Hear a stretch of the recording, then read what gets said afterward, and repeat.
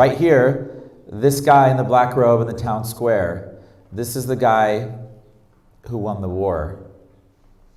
This is who really ticked off the British. These are the guys they hated more than anybody else. So we're going to talk a bit about why and the history of that and some inspiring stories that we're going to hear. So in colonial America, the churches were the center of American society. And so they were in a unique position of influence. So this is a quick little 2-minute trailer to kind of warm you up to what we're going to be talking about.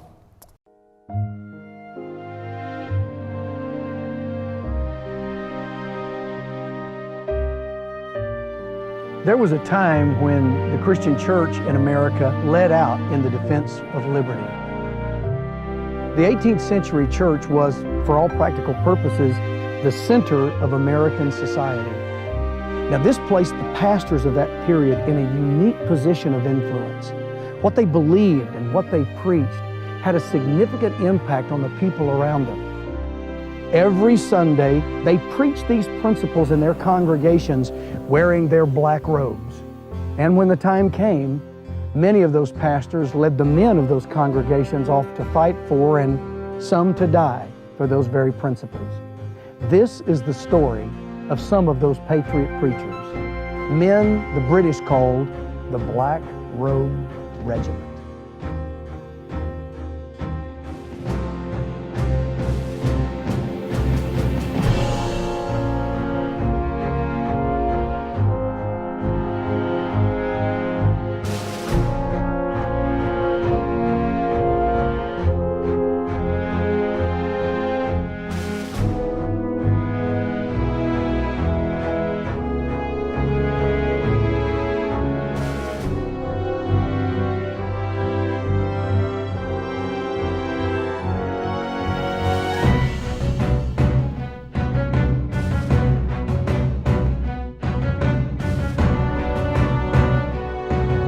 And so everything that I'm going to cover in this presentation is a very well documented concept. It's this idea that the ministers won the war for the revolution is widely documented yet not taught in public schools and barely understood by most people in American society. But this is just to kind of show you, these are a lot of the books that I went through. I've got a few sample books up here afterwards if you want to see. One in particular, this one is really amazing. I quote her probably one of the most in this presentation, The New England Pulpit and the American Revolution. So this idea, this is a very old idea that goes back to our scriptures that we tend to read here in Utah.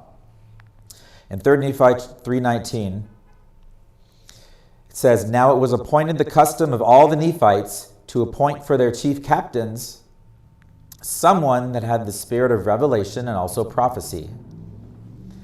So even in war, the little regiments, the small groups they had, and the Nephites in times of righteousness, they chose somebody that could have been equivalent to like the minister back in the American Revolution, someone that they looked up to, who had studied scripture.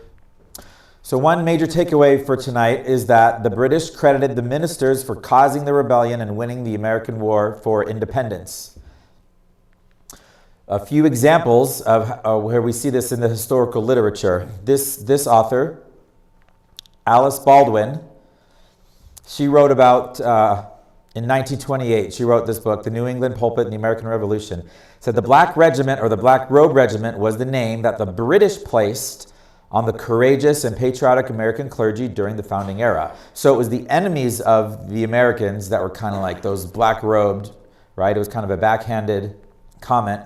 1854, another author said the same thing. Significantly, the British blamed the Black Regiment for American independence.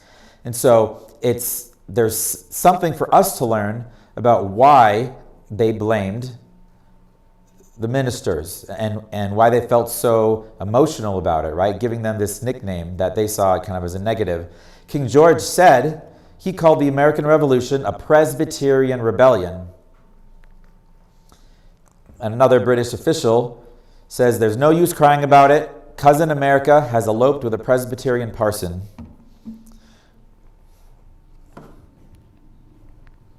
A supporter of King George III said, "I fix all the blame for these extraordinary proceedings upon the Presbyterians. They have been the chief and principal instruments in all these flaming measures." And then the British had hired, the Hessians. They were the German soldiers for hire. And so a Hessian captain pointed out, "Call this war by whatever name you may, it is nothing more or less than a Presbyterian rebellion." So we have a pretty good foundation there that the British were really blaming the ministers, the churches. And when they say Presbyterian, it's kind of because that was the opposite of the Anglican Church, which was the Church of England. So let's tell a story. I've got a few stories throughout this presentation.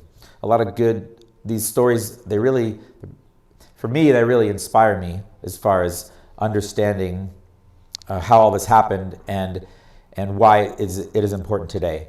So, British loyalists versus the ministers. There was this man named Peter Oliver. He was the chief judge of Massachusetts that was on the side of the British king. And James Otis was a Massachusetts legislator and activist. So he organized the ministers. So he was on the colonial side.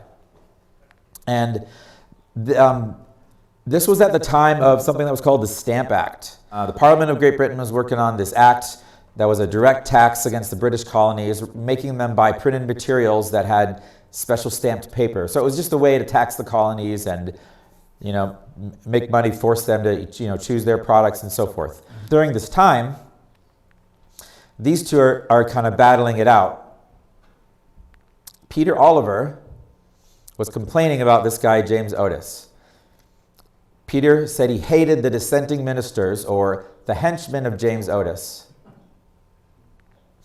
Peter Oliver said, "Otis saw from the beginning the necessity of securing the Black Regiment if he were to rouse the people. So he observed that James's strategy was to get the people motivated. He went to the ministers. James Otis ensured support of the leading Boston clergy who had planted the principles of liberty in the people." Peter Oliver called it, and this time he said the black-coated order, right? Another name. He said, "Like their predecessors of 1641, have been unceasingly sounding the yell of rebellion in the ears of the people." He recognized that the ministers, they were planting these principles in their congregations, and that he was even referencing this has been going on for a very long time. So he's going back 100 years to 1641. And it's interesting that he chooses, the yell of rebellion, right? Well, can you imagine hearing in a church today the yell of rebellion against the tyrannical things that the state is doing? But yet here, this is the foundation of what made us a country. Another takeaway we have here is that the ministers taught and prepared the people. So to kind of back up that concept a little bit more, we'll go back to this lady, Alice Baldwin. She pointed out, "There is not a single right asserted in the Declaration of Independence which had not been discussed by the New England clergy before 1763. The Constitutional Convention and the written Constitution were children of the pulpit." So we owe all of our founding documents to the fact that the ministers felt the call to teach liberty to their congregations all throughout the colonies. John Adams stated, "The pulpits have thundered," in referring to this situation. The ministers were the characters most conspicuous and influential in awakening a revival of American principles and feelings of liberty. As a body of men, the clergy were preeminent in their attachment to liberty. The pulpits of the land rang with the notes of freedom. If Christian ministers had not preached and prayed, there might have been no revolution as yet, or had it broken out, it might have been crushed. The ministers of the revolution were bold and fearless in the cause of their country. No class of men contributed more to carry forward the revolution and to achieve our independence than did the ministers. So in 1843, this monument was erected. This is a monument on Bunker Hill. And Daniel Webster spoke. So this is we're like 70, 80 years after the revolution or something like that. And he spoke and he said, to the free and universal reading of the Bible in that age, men were much indebted for right views of civil liberty. So a whole lot of historical evidence that the teachings of the ministers laid this foundation among the culture. The culture was thick with the love of the freedom of their fellow man. And they'd been taught by their religious leaders, so they knew it was righteous. And their ministers knew the scriptures. And so it was just the perfect foundation of doing the right thing. In addition to just teaching, the ministers, they also led the fighting, oftentimes. They led the fight, and they were considered the greatest threat by Britain. So, let's talk about some stories of ministers that were leading the fight. I've got a few clips from another gentleman who had talked about this subject about 8 years ago, and so I just have a few clips from his speech. He tells these stories really well, so we're going to show a few of those. The first minister of the colonial era was a guy by the name of John Muhlenberg. Now I want to begin with this man, John Muhlenberg. John Muhlenberg was a pastor in Trapp, Pennsylvania, and then he had moved to Woodstock, Virginia. And he had struggled for quite some time with the conflict between the colonies and the crown. He was convinced that the crown was tyrannous and that the colonists should stand up and fight. And so Muhlenberg, after having fully persuaded himself in his mind that this is what God wanted him to do, climbed into his pulpit on January the 21st, 1776, and he proceeded to preach from Ecclesiastes chapter 3. Now, most of you are probably familiar that Ecclesiastes 3 says that there's a time for all things. And then he read verse 8, which says there is a time of war and a time of peace. And then he did something that his people didn't expect. He closed his Bible and he said, there is a time for all things, a time to preach, and there is a time to pray. But there's also a time to fight, and that time has now come. And then he stepped out of his pulpit, walked to the back of his auditorium, and he did something that they'd never seen happen in all of the years that they had attended church in this church in Woodstock, Virginia, because he began to remove his clerical robe. And underneath his clerical robe, he had on a colonial officer's uniform. Muhlenberg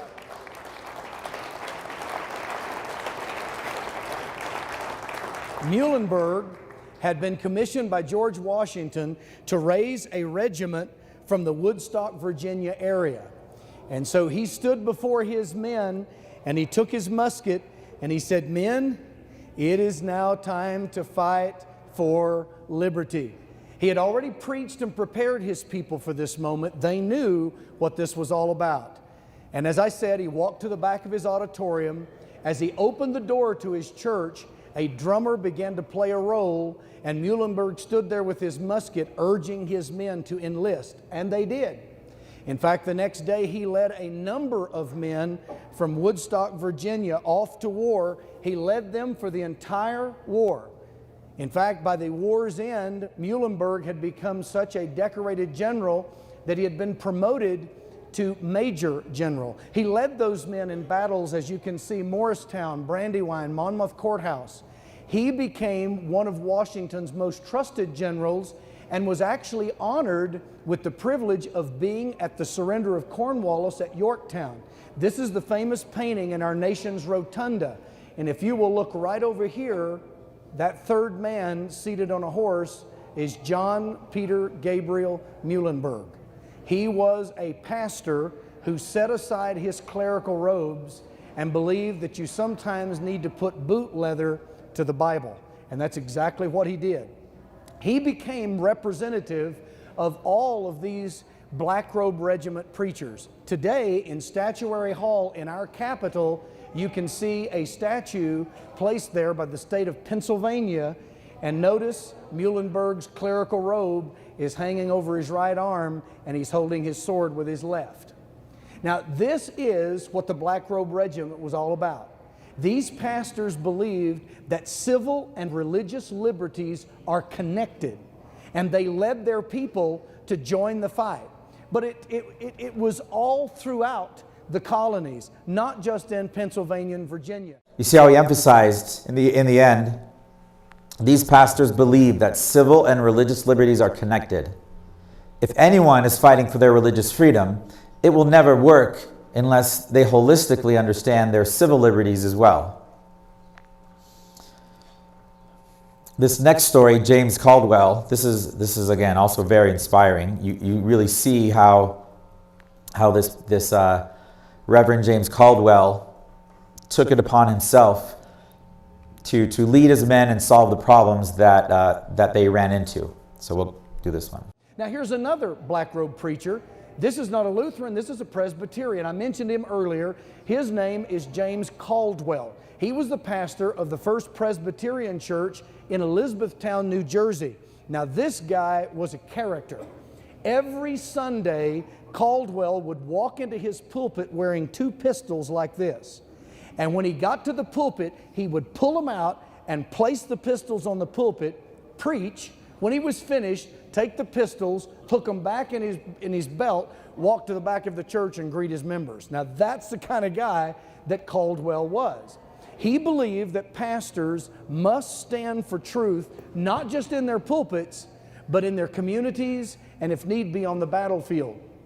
He was actually hated by the British. As you can see, he was called the rebel high priest and the high priest of the rebellion. Well, his wife was killed when a British soldier shot into their house, and Caldwell actually did his wife's funeral. Well, after the funeral, the war had moved to Springfield, New Jersey, so he jumped on his horse after leaving his children in the care of some of the townspeople, and he went to lead his men at Springfield, New Jersey. When he got there, the soldiers were running out of wadding for their muskets. Now, if you know anything about these flintlock muskets, you know that without wadding, you can't use these things. So what were they going to do? They were going to be defeated simply because they didn't have wadding. So he jumped back on his horse, rode down to the First Presbyterian Church of Springfield. When he went down to that church, he grabbed 2 armloads of hymn books. He came riding back to his men, and this painting depicts it. He started throwing the hymn books at the men, encouraging them to tear the pages out and use the pages for wadding. Now in that day, a very famous hymn writer was a writer by the name of Isaac Watts. And so as he was throwing the books to them, he was yelling them, "Give them Watts, boys, give them Watts." And that's where the old saying that we use today, "Give them what for?" That's where that comes from. It comes from the Presbyterian Black Robe preacher, James Caldwell, as he's throwing hymn books at his men, telling them to use the pages for wadding. So that gives you a little glimpse into these preachers. I think that's awesome. That's such a fun story. And I just discovered there's just dozens and dozens of stories about all these preachers and the things that they went through. So I'm kind of going to go through a number of them here. British attack on the left. British Governor Edmund Andros, just someone under the King George, tried to seize the charters of Rhode Island, Connecticut, and Massachusetts, revoke their representative governments, and force the British Anglican Church on them. 2 reverends, Samuel Willard and John Wise, led the opposition in those cases. John Wise went to prison for his resistance. Just like the apostles in the book of Acts went to prison for doing the right thing. Another British attack. Berkeley refused to recognize A British governor, Berkeley, refused to recognize Virginia's self-government. Opposition led by Quaker minister William Edmondson and Reverend Thomas Harrison. Another example, Governor Thomas Hutchinson, British governor, ignored the elected Massachusetts legislature Reverend Dr. Samuel Cooper led a rebellion against him.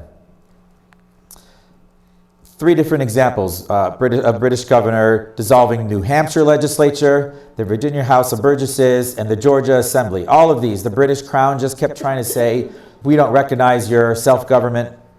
We're going to impose our rule on you. And there's always a consistent pattern of ministers always leading the opposition with sermons and actions, both. And it's in all those books that I showed you in the beginning. The Boston Massacre, the British opened fire on their own citizens in this famous event. 3 different sermons I came across that were given. Reverend John Lathrop, Reverend Charles Chauncey, and Reverend Samuel Cook. They read the sermons, fired their people up, and led revolts against the British Crown. And it was the ministers who first started saying, let's become our own country. Let's separate. Again, they're teaching this from the pulpit. They're telling their people this is righteous, this is right, and using doctrine and truth to explain it so that people gain a testimony of it. So this is great. The Paul Revere story. Everybody has heard the story of Paul Revere. Right? The British are coming. But most people, that's about all they hear, right? The ride of Paul Revere, the horse, there's been a few cartoons, you kind of see that. But the rest of the story is really awesome. This plaque is on the home where at first lived Reverend John Hancock, and then afterwards also lived Reverend Jonas Clark. It was at the night of Paul Revere's ride that Samuel Adams and John Hancock were sleeping there when Paul Revere came by and awoke them, saying the British are coming. So in this story, when Paul Revere set off on his famous ride, his destination was the home of Reverend Jonas Clark in Lexington. John Hancock, Samuel Adams were sleeping, as they often did with Reverend Clark. So you can kind of imagine these are like the key founding fathers of our nation. They trusted their ministers. They lodged with them. Right? It was the center of their life in many ways, especially in these trying times. That was the kind of relationship they had with these men. After Paul Revere told them of the approaching British forces, John Hancock and Samuel Adams turned to their pastor. They asked him, "Are the people ready to fight?" The Reverend Clark said, "I have trained them for this very hour."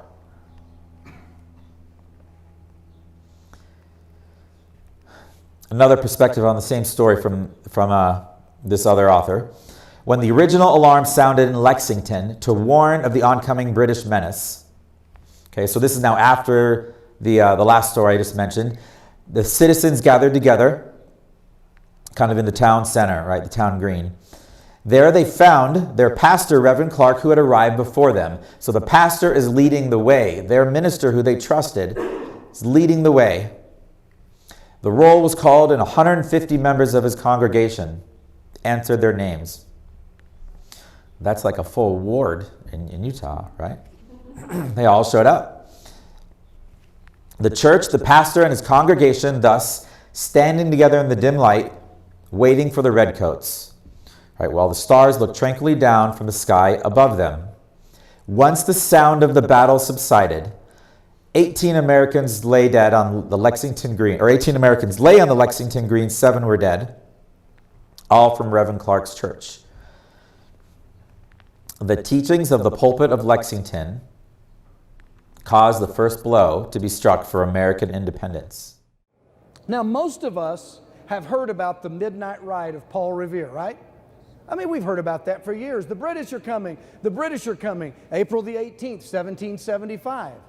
But here's the part of the story that I was never told. When I learned it, it made me mad that someone had not told me in my life. See, that night that Paul Revere was riding through the streets of Lexington yelling the British were coming, he was actually headed to this home. You may be saying, okay, well, who lived there? Well, there was a pastor by the name of Jonas Clark. Jonas Clark was the pastor in Lexington, and that night he had two special guests in his home, Samuel Adams and John Hancock. His wife was cousins with John Hancock, and these two people were in Pastor Clark's house. Hancock and Adams look at Clark. There's Paul Revere sitting in the yard, and they say, okay, well, Pastor Clark, will the men fight? And here's what Pastor Clark said: I trained them for this very hour. They would fight, and if need be, die too, under the shadow of the house of God. And that's exactly what they did. On April the 19th, the very next morning, 1775, Pastor Jonas Clark and John Parker led those citizens out to face the British. There's a stone there today that marks the spot where John Parker said, stand your ground, don't fire unless fired upon, but if they mean to have a war, let it begin here. And that is exactly what happened. Now the British commander rides up to these Minutemen and he says, throw down your arms, you blanking rebels, in the name of the King of England. Guess what they yell back? We recognize no sovereign but God and no king but Jesus. And then the first shot, the shot heard round the world, was fired, and the war for our independence was on. Those men led by Pastor Jonas Clark and Deacon John Parker. When the battle was over and the smoke had cleared, a number of citizens had been killed in that melee, and in fact, Jonas Clark had 7 of his own members lying on the porch of his church who had done just what he said they would do. They died under the shadow of the house of God for your liberty and mine. Now see, these are the stories that make for the history and heritage of our nation. The problem is, though, most of us do not realize. And so as that battle raged all the way from Lexington, all the way across to Concord Bridge, when the thing was over, 49 colonists were killed, 39 wounded. The newspapers of the day talked about the brutality of the British, unprovoked. All of the efforts that they had made to not fight had, of course, as you know, come to no avail. And it was either fight or be subjugated as slaves. In fact, Jonas Clark, when the battle was over, said, from this day will be dated the liberty of the world. And in some respects, Jonas Clark was correct. In fact, a year later, April the 19th, 1776, he preached a message. In those days, they couldn't record them, so they would print them as pamphlets.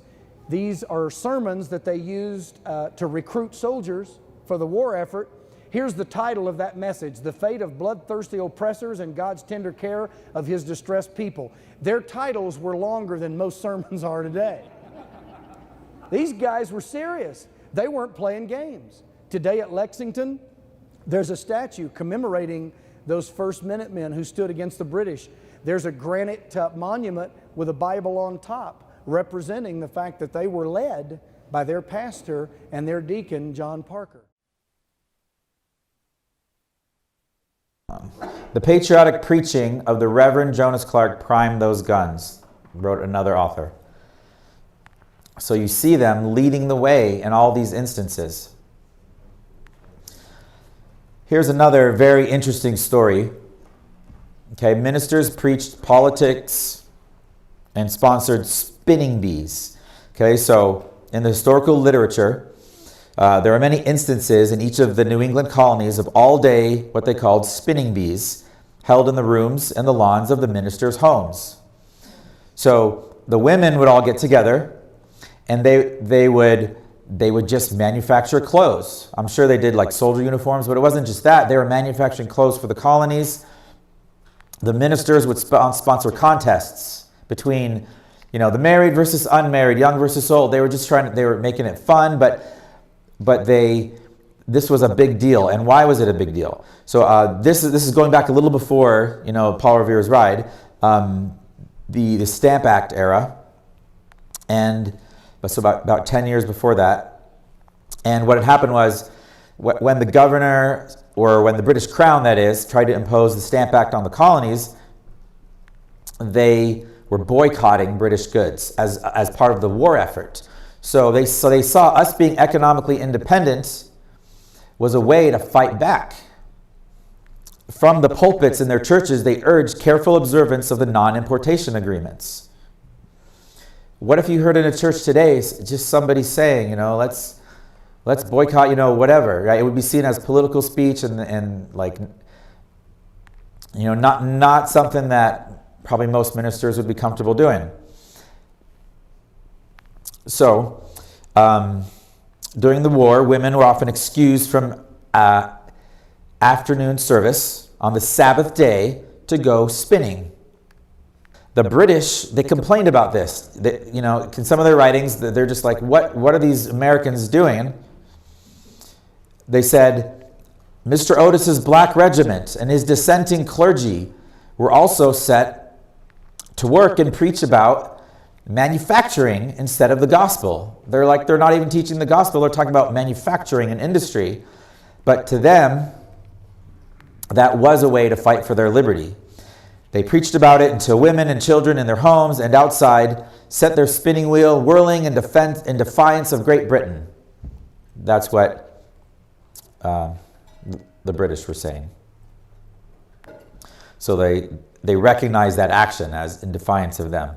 So there's some of the history, and depending on time, I might tell a little more later. But so we see the foundation of our nation and the spirit and the attitude that was among the colonists and what they were willing to do and what their leaders were willing to do for what they knew was right. So today, we have a worldwide conspiracy that you're all familiar with if you've been following Defending Utah. This worldwide conspiracy it's just a future version of the ugly British crown, the conspiracy to destroy freedom of the colonists. So they know about what happened during the American Revolution, and they're learning from their mistakes. So they need, before they implement, world communism under the United Nations, they have to get ahead of churches. They don't want an inspirational spirit of people feeling like it's right to not listen to their authority. So in order to get ahead of churches, the modern conspiracy must neutralize this religious influence so they can avoid their past failure. So we're going to go over some examples of how they've done that. Vladimir Lenin said, the best way to control the opposition is to lead it ourselves. Ben, when did he say that? You're the know everything Bircher guy. 1922? And this is a tried and true tactic of communism. And communism, of course, is just an outgrowth of the conspiracy that we're fighting. So the conspiracy wants to get ahead of their church problem. How are they going to neutralize this threat in advance? They've set up scores of globalist religious organizations to influence and change religious culture. They want to replace the doctrine of liberty and obedience to God with obedience to worldly authority under a false peace. You'll notice that this is kind of the exact opposite. It's exactly in opposition to what the preachers in the colonial era of America were preaching. So Romans 13, the 12th article of faith, I'm going to cover that a little bit. And then there's this idea of the rapture cult of changing the idea that they don't want the Christians to fight them again. So they introduced this doctrine. There's we have a whole other presentation on this whole subject, but just briefly, they introduced a doctrine. Was it in London, like late 1800s? Right? Yeah, you can trace it down to where the doctrine came. There's a story of, and some group voted on it. Said, yeah, let's adopt that. But this idea is to say the world is getting so horrible as Christians. That's okay. Jesus is going to save us all, and we won't have to do anything about it. So it's the idea of neutralizing the possibility that Christians would get motivated to do something to defend liberty again. They want to take churches away from being the center of the community. So if you remember in the beginning, I pointed out how they were the center of American life. And they had all this influence because of that. So they've been working to replace that. And in large part with public schools or other government institutions. And then we have this idea of the FEMA clergy response teams. Get the clergy on the side of tyranny well in advance. So let's go over some of these. In my research, just in an hour of Googling, I came up with these are international versions. Some of these are only international organizations. Some of them, like it's an international version of a church that may have been around a very long time. But all of them had UN programs and United Nations ministries that they were working with the UN to implement the UN's goals. The World Council of Churches. We aim to strengthen and enhance UN discourse and practice on issues of peace and security, sustainable development, and human rights. And of course, those are UN code words for just global communism. Right? This global ministries, that's the gun in the United Nations. I don't know, is that in New York or is it in Europe? New York, right? For peace, right? Where they show, this is the disarmament statue. But yet this church is promoting that. You would never see that in a church in Lexington. Oh, and also this one mentioned global ministries. Our churches early on sought international peace and in 1945 called for the United Nations. So they're saying that they were part of calling for the United Nations.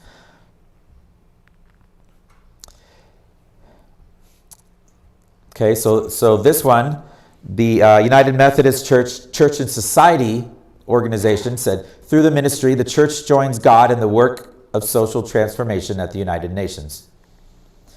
And the Episcopal Church has strongly supported the United Nations since before its inception, advocating for its creation in the 1940s. Now, of course, none of this is about any of these individual churches or members of churches and what church anyone has chosen to be in, right?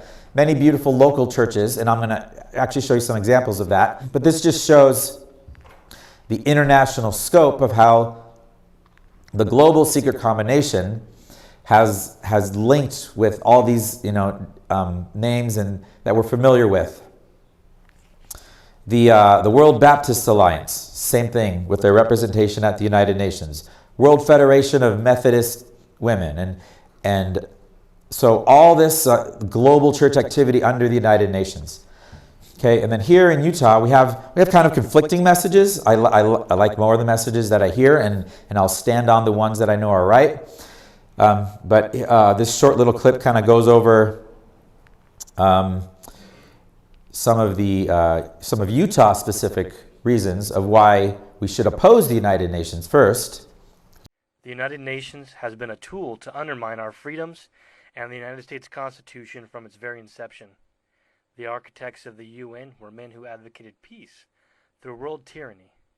The Charter's main authors were Americans Alger Hiss and Leo Pazvalsky, and the Soviet Union's Molotov. In addition to co-authoring the UN Charter, Alger Hiss served as Secretary General of the UN's 1945 founding conference in San Francisco. Later, he was exposed as a communist spy for the Soviet Union and a traitor. With communist agents as the framers of the Charter, it is no wonder President J. Reuben Clark of the First Presidency of the Church said, "Perhaps the most striking feature of the Charter is the plainly discernible track of the Great Bear, either by way of express grants of power available and advantageous to him, or by limitations against the exercise of powers by the Charter members, all for the benefit of the bear." In an official statement released by the First Presidency of the Church, and then later printed in pamphlet form, Latter-day Saints were given this warning: "The position of the Church on the subject of communism has never changed. We consider it the greatest satanical threat to peace, prosperity, and the spread of God's work among men that exists on the face of the earth." In light of this statement, any organization set up to favor this satanic threat must be opposed.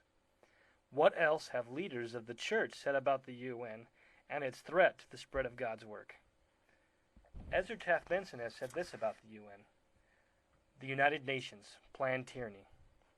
The UN's potential for evil far outweighs its potential for good. The United States is founded on the concept of limited government. The UN concept is one of unlimited government power with virtually no meaningful restraints to protect individual liberty. Police files are full of proven cases of kidnapping and suspected cases of outright murder committed by UN communists where nothing could be done even to question the guilty parties. J. Reuben Clark said, "The Charter is a war document, not a peace document. Our sovereignty is seriously impaired. The Charter provides that the members must make available to the Security Council armed forces, sea, land, and air, as well as other military facilities. If the present plans of the UN shall carry through, they will want our money to pay their bills and want us and our sons to police the world." Marion G. Romney said, "It seems to me that from the inception of the UN, we have had nothing but wars and rumors of wars. These circumstances, however, should not have been unexpected, because communism and all other similar isms, in the words of the First Presidency of the Church, are merely the clumsy counterfeits which Satan always devises of the gospel plan." Okay, so we have a rich history of opposition to the UN and opposition to communism, but we just have some conflicting messages in modern times, right, that we just have to navigate with the church sponsoring United Nations conferences and partnering with them in certain ways. Now, when you look at this whole globalist influence all under the United Nations, how well coordinated have they been this year? Every single religious leader around the world coordinated in the same actions. I would recommend also when that United Nations conference came to Salt Lake just a couple of years ago, Defending Utah went there and witnessed it inside, and we put up this website, unitednationsutah.com, and we've got some inside reports where we broadcasted live from inside there and a number of things that happened. So I would just give you a quick plug for that. With all this global influence around the world on churches, there's this fundamental culture change. Christians in the colonial area, and our doctrine today still says that we have conditional obedience to government only. We obey constitutionally sound government that protects rights. We do not obey unconstitutional government. God gives us a right and duty to resist. This was taught for hundreds of years by the clergy before the American Revolution. They want to change this to unconditional obedience to government. Obey all things the government says under all conditions. Resist illegal government actions only through the government. And this is all newly taught by public schools and now many modern churches. Here's a great video. Let's turn the audio up again, Micah.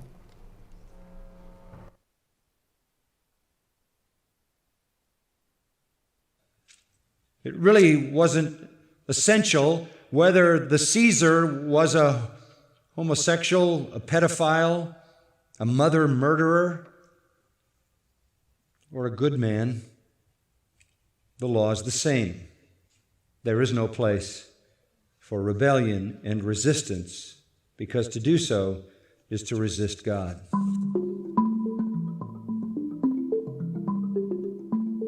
That is an absolutely absurd position. People look at that and they say, oh, Romans 13. We've got it. God is said that government is ordained of him. And yes, government is ordained of God. For God governs the universe. But it is absurd to think that government, all government, was created by God. And we as Christian citizens submit to the governmental authority. We submit ourselves, and refusal to submit constitutes resisting the authority of God.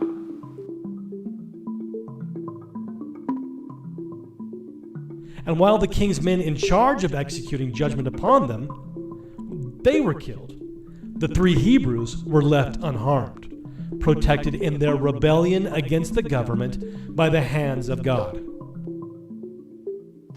And I would cite you to the Apostle Paul and his clear and wise command in Romans 13 to obey the laws of the government, because God has ordained the government for his purposes. The key distinction is how you define the law. If they exceed the boundaries of the consensual authority, then those things that they say are no longer law. They are simply the statements of a robber. We believe in being subject to kings, presidents, rulers, and magistrates, and obeying, honoring, and sustaining the law. Okay, we're going to clarify the 12th article of faith on the next slide. But when you see all those other preachers, the things they're saying that are, they're just so blatant. The false doctrine today seems to be exactly calculated to oppose the very things that the early American ministers taught. Because they want to prevent the people from ever standing for liberty. They've got to get it in our brains and in our culture that somehow that's always wrong. If you want to see the full video, we actually did a short mini documentary. It's 40 minutes long on this exact subject on our YouTube channel. It's called Must Christians Obey the Government? And what you just saw was actually the first 2-minute intro of that film. But I'm going to take one more clip from that film. I'm going to walk through the 12th article of faith and show a common misunderstanding is that it means, the satanic doctrine we just heard of always obeying everything we hear from the health department, from anything, whatever. If the government said it, the governor said it, that's law, we obey. That's the satanic counterfeit. But we're just going to kind of show how that common misunderstanding comes into play. And it's actually very simple reading. And then you'll see the 12th article of faith actually is exactly in line with the founder's perspective, that we believe in conditional obedience to our leaders when they are following the Constitution. So, turn the video up again.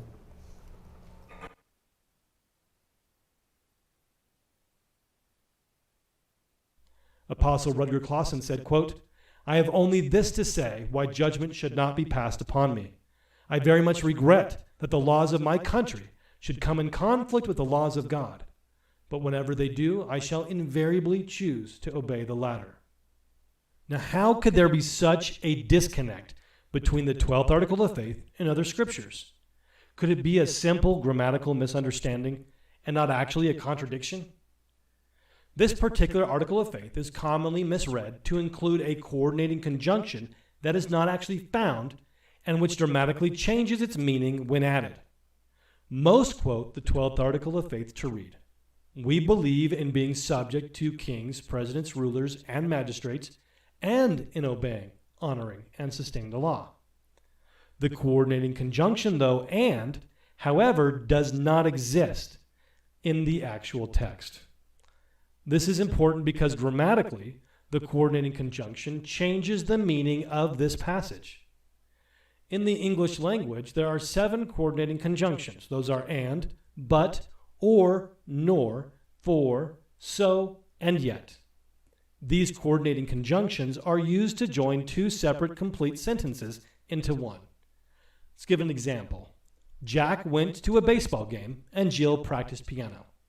Independently, Jack went to a baseball game is a complete sentence, as is Jill practiced piano. However, by using the coordinating conjunction and, we are allowed to splice these 2 complete clauses together into one sentence. The 12th article of faith, on the other hand, has no coordinating conjunction. This means that there is only one complete sentence and not 2 clauses. By adding a coordinating conjunction, we change the meaning of the 12th article of faith to have 2 separate clauses, being one, that we believe in being subject to kings, presidents, rulers, and magistrates, and 2, we believe in obeying, honoring, and sustaining the law. This, however, is not the way the article is written. Instead, the 12th article of faith reads, "We believe in being subject to kings, presidents, rulers, and magistrates in obeying, honoring, and sustaining the law." Without the coordinating conjunction, the belief of being subject to kings, presidents, rulers, and magistrates is actually qualified in this single clause by their obeying, honoring, and sustaining the law. Our belief in being subject to these leaders only goes so far as they obey, honor, and sustain the law. Without the coordinating conjunction, the qualifying obeying, honoring, and sustaining the law is applied to the leaders and not to the people themselves. Let's talk about the center of the community, right? In early American life, this depicts really well, right? The churches is where people gathered and listened and learned. There was the center of their life, and that kind of foundational culture was part of the DNA that created the American Revolution and won it. So, to get ahead of that, I'm going to show you a picture, and this is a brand new, state-of-the-art, fancy, everything place, right? And the community voted on it. The community voted to say, right, they want to take this government institution, make it cooler, better, so that kids just want to be there more and more all the time, and take more activities away from anywhere else, the churches, ideally, from the conspiracies perspective, and bring more activities here. In fact, the conspiracy would like to feed your children 3 times a day. They want them there all day long. They're going to give them fun stuff to do, and I'm sure they'll start putting beds in whenever the people are willing to accept that. School districts serving three meals a day through quarantine. Utah, we have the child nutrition program doing the same thing. When we vote, we think we're voting for our kids, like, yeah, we should vote for that. We should raise taxes for their education. That's a good thing.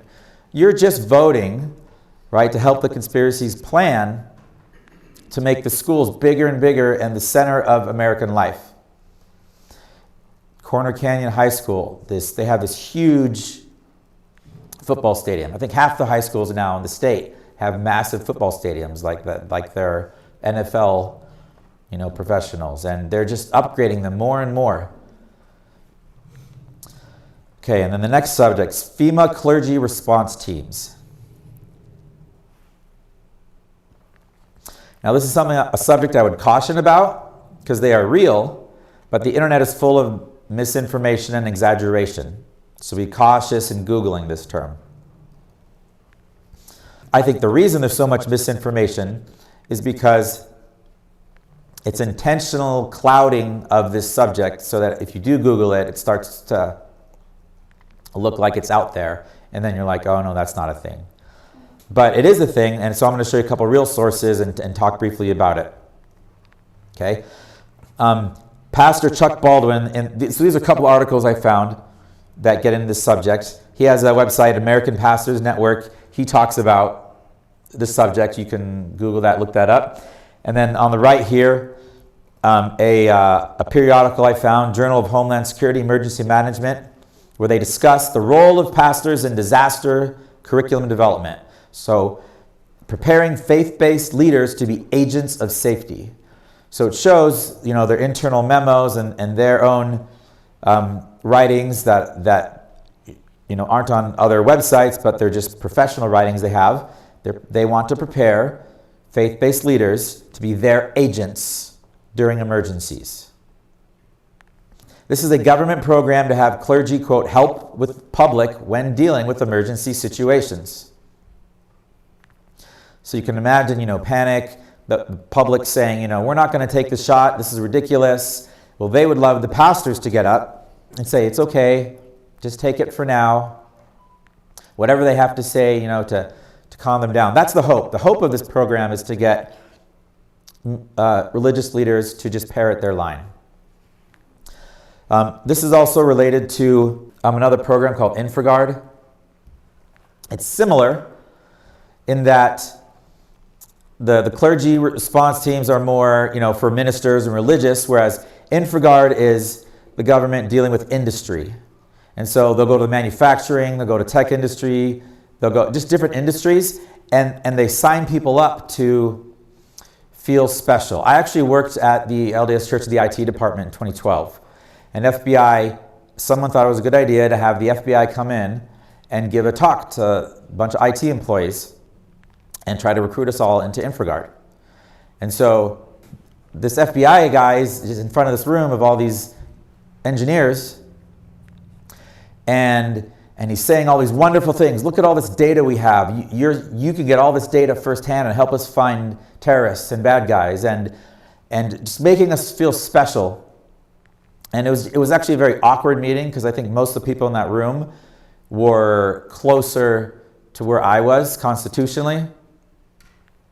And one guy actually raised his hand and said, "So, sir, what do you think of the constitutionality of sharing all this data with us?"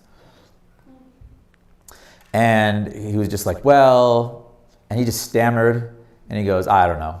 Like, that was the only answer he had. Like, he wasn't expecting someone to like question, like, why wouldn't you want to feel special and be part of our program, right? So that was interesting. So,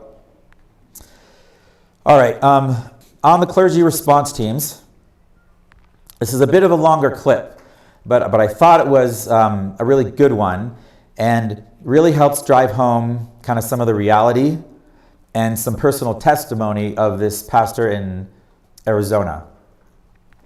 Now, he's particularly, this is a clip from a video where he's talking to his congregation about what he sees are modern changes in the Bible. So if you remember, when we went back to that last video that said satanic doctrine taught in churches on the government, they mentioned Romans 13.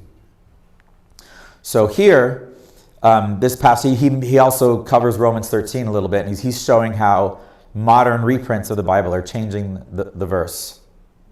But then he's also going to talk about the clergy response teams.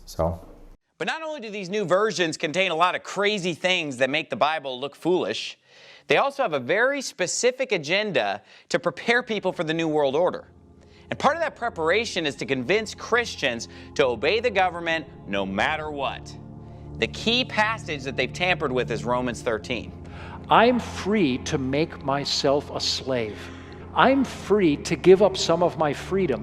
I'm free, but I'm free to submit to the authority of my government. Even bad governments do God's work by keeping even a semblance of order in the streets. Even the government of the Soviet Union under Stalin was doing work for God. Even China under Mao Zedong was doing work for God. Honor the king. Do it anyway, whether the king deserves it or not. Honor your governor. Honor your mayor, whether or not they deserve it. Honor the king. No one will be able to be armed. We will take all weapons. Today in New Orleans, they got a lot tougher on the holdouts. Police department, anyone home? Not only the flooded areas, but New Orleans' driest and wealthiest neighborhoods too. But gun confiscation is exactly what happened during the state of emergency following Hurricane Katrina in New Orleans. U.S. troops also arrived. Easing public fears and quelling dissent would be critical. And that's exactly what the clergy response team, as it's called, helped accomplish in New Orleans. The primary thing that we say to anybody is let's cooperate and get this thing over with, and then we'll settle the differences once the crisis is over. Such clergy response teams would walk a tightrope between the needs of the government versus the wishes of the public. For the clergy, one of the biggest tools that they will have in helping calm the public down or obey the law is the Bible itself, specifically Romans 13. Because the government is established by the Lord. And that's what we believe in the Christian faith. That's what's stated in the Scripture. But wait a minute. What if a police officer just comes to my house and says, "Wash my car, slave"? Does the Bible require me to obey that? No. Okay, what if a police officer asked me to do something illegal? I mean, what if a policeman came to me and said, "You know what? I want you to climb over the fence into your neighbor's house, and I want you to look through the window and see what your neighbor's doing. I want you to spy on your neighbor for me."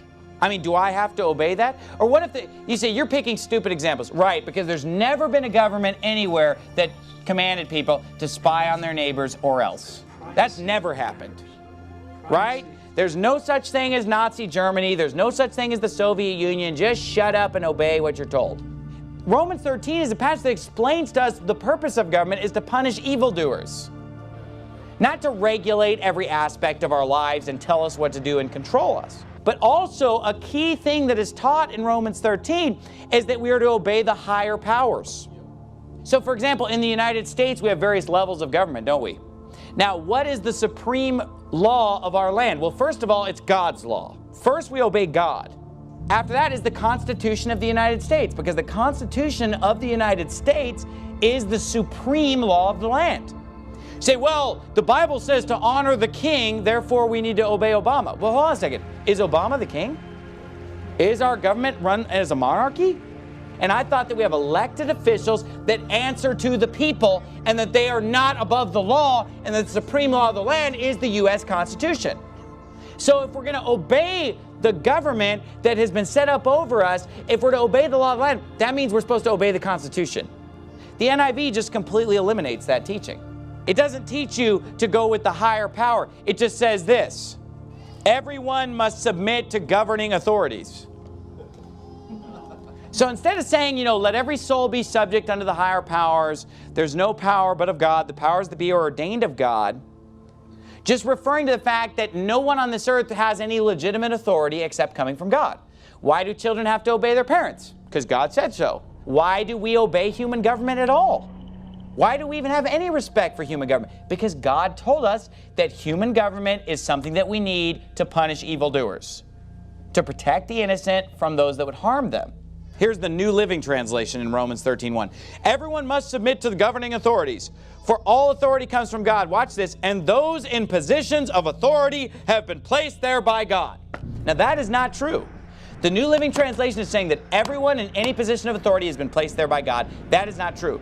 Because one day, the Antichrist is going to be placed in authority by Satan. The dragon gave him his authority, it says in Revelation 13. And not only that, but in Hosea, it says they've set up kings, but not by me. There are times when human authority has been placed there by man against the will of God. And so therefore the New Living Translation is saying in verse 6, pay your taxes too for the same reasons. For government workers need to be paid. They're serving God in what they do. Give to them what you owe them. Pay your taxes and government fees to those who collect them. Good night. Now it's not just the tax, it's also the fees. And those are the worst. The King James is telling you to obey government within a certain scope, within certain parameters of what their job is, what they're supposed to be doing. And also the whole concept of higher powers is there as a check and balance. And the pastors of America are the ones that ought to be shouting and screaming the loudest, freedom! Freedom! We ought to be telling the truth about what's going on. But today, in many cases, it's the pastors and pulpits of America that are parroting the government line. The FEMA pastors. You say, I don't know if I really think that that's real, that whole, FEMA pastors. And, I know personally of big mega church pastors that I've known who have said they were contacted and literally brought to the White House and sat down in a meeting with George W. Bush and given their marching orders for what to preach and what they needed to say and what they needed to do. I could tell you, I know it for a fact. You may not think that that's going on. But you know what? They're not stupid. They know that the preachers of America and the pastors of churches have the ear of millions and millions and millions of people across this land. And they have corrupted the pastors of America. They have turned them into government prostitutes of propaganda across the land. It's true. They are hirelings. And I'm going to tell you something. They literally, I'm sure that some of them are just ignorant and maybe their heart's in the right place, but that stupid television has just brainwashed them, or maybe they just don't have time to read this book because they're too busy reading some, feel-good book from the Christian bookstore that's going to tell them about God instead of reading the Holy Bible and figuring out what's really going on. Come on. Come on, read the Bible. How many times? The whole book of Acts is people getting thrown in jail and breaking out of jail. That's the whole book. Almost every chapter somebody's going to jail. All throughout the Old Testament, they're fighting against wickedness, and they're fighting against tyranny and oppression. And they're being enslaved because of their unrighteousness, and they're losing freedom. But today, preachers want to preach a feel-good sermon They literally will parade the police chief and every government mayor, governors, mayors, congressmen, good or bad, they'll parade them across the platform and say, we appreciate your service. I'm not saying that there aren't good people serving in those positions. But to indiscriminately praise our government, unbelievable. We ought to have pastors that are getting in the pulpit and telling people the truth. This freedom movement that's sweeping across America, and it is. In the last 2 or 3 years, there's been a movement of freedom sweeping across this nation. And let me tell you something. It's often been known as the truth movement. Have you heard that before? You've heard it called the truth movement? Because let me tell you something. The two go hand in hand. When you're listening to liars, you'll never be free. When you're being lied to, it doesn't matter whether you can vote if everything you're voting on is a lie. And everything that you've been told about the candidates is a lie. And everything you believe about what they're going to do when they get elected is all a lie. That's not freedom. So that's interesting how, there's several interesting things about that whole thing, right? He had a lot of personal experience with these other pastors. They've been flown to Washington, D.C., where the president spoke to pastors and said, here's what we need you to do. So I think that there were kind of several points there that really illustrate that. And the earlier part of the video showed Hurricane Katrina. That was 2005, I believe. In the wake of that, how there was a gun confiscation exercise where they took the guns from everyone in, New Orleans. That was the city, right? They used clergy. They were interviewing the clergy there on a mainstream news station, explaining how they were trying to help the government just do what they need to do for now. So that's a thing, is just what it comes down to. And when he mentioned how, there's this truth movement, and isn't it interesting, there's a movement of freedom sweeping across the nation. Well, this video was kind of taken in the era post 9/11. So it's interesting how there's ups and downs. Like right now, I feel like there's this truth movement coming. New people jumping into activism. Feels like a new wave, a new revival. Well, we just came out of a slump that before that was this past revival, which he's talking about. After 9/11, we're losing more freedoms. The TSA is in, right? All this fake terrorism as much as the fake pandemic we're dealing with now. And so all this fear, right? And things are changing, but then people started to get slowly used to it. The freedom movement dies down. So it kind of goes in these waves. Okay, so we've kind of covered all these things, right? The conspiracy is getting ahead of their church problem so that they don't have another black robe regiment that they have to deal with. Because they learned in colonial America that they lose to that. So if they lose to that, wouldn't it be nice to actually have that in these days? So I went out looking, kind of went outside my comfort zone, and I was kind of looking around for other churches. I'm like, where are there some good preachers talking about this stuff? You just saw one example, right? Pastor Stephen Anderson. He's in Tempe, Arizona. But here's just a handful I found, right? Outside my own neighborhood. I went to Heber, Utah. I personally heard this guy talk. I was like, what? I heard a rumor there's a church they're not wearing masks. I'm like, great, I want to go see what's going on there. I'm sure there's lots more, for sure. I'm sure there's tons of them, but I just found a few, right? Yeah. And so this guy, Pastor Greg Locke, he like during the pandemic, like flipped a switch, and he was giving all these sermons on not putting up with the nonsense. And he has like an Instagram channel. I was following a bunch of his videos. Chuck Baldwin's been around for a long time. Dan Fisher, he's the guy you saw in some of my earlier videos. In fact, I'm going to show him again here in just a second.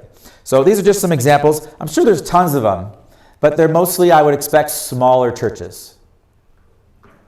And even a bigger church could have, a local minister who personally feels like doing the right thing, right? So no matter how big or small your church is, all that matters is, can we influence our immediate leaders that have the ears of our congregation to talk about liberty and rights in the proper context? I am going to use these bonus stories. I wasn't sure how long this presentation would be, so I figured I could skip them if I was going too long, but I think we have plenty of time. Now here's a Baptist preacher by the name of James Screven. He's known in history as General James Screven. He was a pastor in Georgia. He was a member of the Provincial Congress that met in 1775. He joined the Colonial Army once the war broke out. He started as a colonel. Later on, the state of Georgia promoted him to brigadier general of the entire Georgia militia. At the Battle of Spencer Hill, he was ambushed and he was wounded 2 times. And while he was lying on the field dying, a British soldier walked up and saw that he was still alive, took his musket, pointed down at him, and shot him again while he was lying on the ground. See, the British hated these preachers. They hated them so much that if they caught them, they would normally execute them on the battlefield. If they could find their families, they would either throw them into prison or execute them. They would burn their houses, burn their churches. Did you know the majority of churches in New York City were burned by the British when they occupied New York? They hated these Christians because they knew that they were the reason. Well, they took his body back, buried him outside his church in Midway, Georgia. Congress erected his tombstone, and I think it's kind of interesting to see what Congress wrote. This stone marks the spot where repose the remains of Brigadier General James Screven, in recognition of whose life and services the Congress of the United States has reared a monument in this cemetery. He was a gallant officer who, though but 28 years of age at the time of his death, had attained the rank of Brigadier General. Baptist pastor James Screven. Here's Joab Houghton. He's another pastor from New Jersey. Here's what he said when he heard about the fight at Lexington in 75. This is what he said to his congregation. This is not the men of the city, this is his church. He said, "Men of New Jersey, the redcoats are murdering our brethren of New England. Who follows me to Boston?" His men went home, got their muskets. He went and got his, and the pastor led his men to Boston and joined the fight. Are you beginning to see the kind of heritage that we've inherited? Now then, he would preach to troops from Ticonderoga to Valley Forge when they were facing the bitter winter there. But it wasn't just pastors, it was deacons from the same church.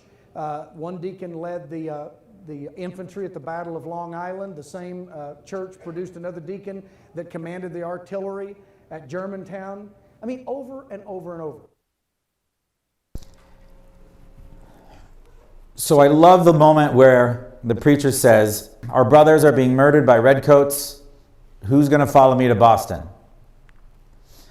You know, last year, during the fake pandemic, there was a lady who couldn't even see her baby, and her baby died in the hospital. What we should have seen is elders, who's going down to primary children's and walking through those doors with 50 elders doing the right thing, restoring a mother to her child. Dozens of examples of that last year, of things where we should have stood up. I say the men, I mean, we all can stand up, but I see myself as men, we have a duty to stand up. Anyway, so many opportunities there were last year. But if we need to rekindle this culture, this understanding, and this testimony of true doctrine, to know when it's righteous to protect liberty. Here's this next guy, Samuel West. This is a sermon by Samuel West. Now I want you to notice who he's preaching to. He's preaching to the House of Representatives of the state of Massachusetts. This is an election sermon. Now this is just a portion of it, but this will give you a flavor of how these guys preach. Look at what he says. "It is an indispensable duty, my brethren, which we owe to God and our country, to rouse up and bestir ourselves, and being animated with a noble zeal for the sacred cause of liberty, to defend our lives and fortunes to the shedding of the last drop of blood. The love of our country, the tender affection that we have for our wives and children, and the regard that we ought to have for unborn posterity, yea, everything that is dear and sacred, do now loudly call on us to use our best endeavors to save our country. We must turn our plowshares into swords and our pruning hooks into spears, and learn the art of self-defense against our enemies. To be careless and remiss or to neglect the cause of our country through the base motives of avarice or self-interest will expose us not only to the resentments of our fellow creatures, but to the displeasure of Almighty God. To save our country from the hands of our oppressors ought to be dearer to us than our lives, and next to the eternal salvation of our souls, the thing of greatest importance. A duty so sacred it cannot be dispensed with for the sake of our secular concerns.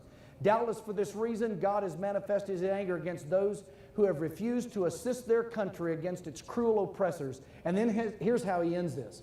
What a dreadful doom are those exposed to who have not only refused to assist their country in this time of distress, but have, through motives of interest or ambition, shown themselves enemies to their country by opposing us in the measures we have taken. He that is so lost to humanity as to be willing to sacrifice his country for the sake of avarice or ambition has arrived at the highest stage of wickedness that human nature is capable of, and deserves a much worse name than I at present care to give him. But I think I may with propriety say that such a person has forfeited his right to human society. Can you imagine? I mean, can you imagine a preacher preaching that this Sunday from his pulpit? But that's what these people heard all of the time. Religious and civil liberties are connected. Even here in Utah, our major local church has an app, and they have topics, gospel topics, religious freedom and citizenship. They're saying, and they're still telling us this very day, to stand for religious liberty. That is impossible without civil liberty. Studying the Constitution and putting all these together, there's no other way. The problem is, the understanding. If you want to speak up for religious liberty, or if it's for civil liberty and people say that's inappropriate here, you should be armed with the knowledge to explain them, no, there is no religious liberty unless we protect the civil liberty of others and ourselves, and we don't volunteer our rights away. So some challenges. Share the doctrine of liberty with others at your churches. And join with those then that you talk about. Build a fire in the hearts of your preachers, your bishops, your ministers, religious leaders of any kind. Help them see, help them have a testimony of why this is so important until they love it as much as you do. Let them know that you expect far more from them. And then I invite you to join Defending Utah. Join, build your own understanding of these concepts, of the conspiracy and the enemy that we talk about so much, and what we're for and how to stand for what's right. And then build a chapter or head a community committee for your area.